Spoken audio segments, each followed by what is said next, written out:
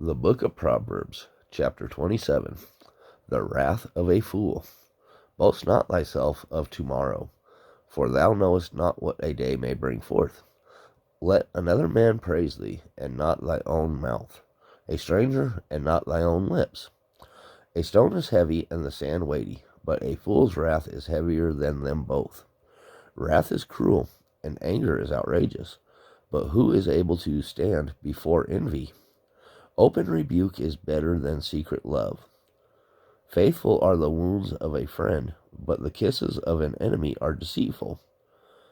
The full soul loatheth an honeycomb, but to the hungry soul every bitter thing is sweet. As a bird that wandereth from her nest, so is a man that wandereth from his place. Ointment and perfume rejoice the heart, so doeth the sweetness of a man's friend by hearty counsel.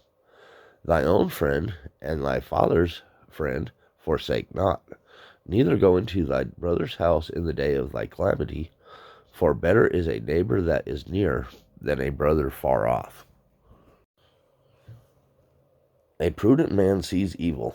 My son, be wise, and make my heart glad, that I may answer him that reproacheth me.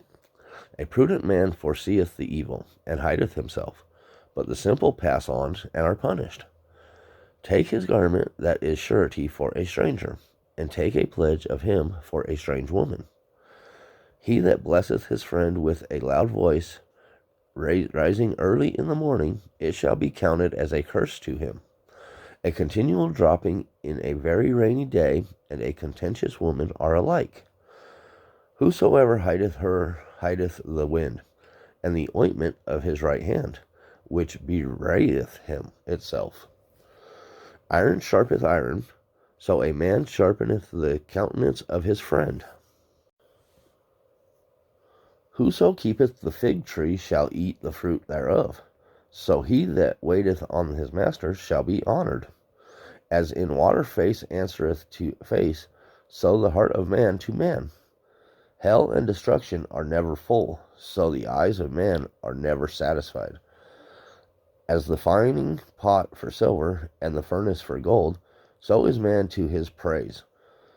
Though thou shouldest bray a fool in a mortar among wheat with a pestle, yet will not his foolishness depart from him? Be thou diligent to know the state of thy flocks, and look well to thy herds. For riches are not forever, and doeth the crown endure to every generation? The hay appeareth, and the tender grass showeth itself, and herbs of the mountains are gathered. The lambs are for thy clothing, and the goats are the price of the field. And thou shalt have goats' milk enough for thy food, for the food of thy household, and for the maintenance for thy maidens.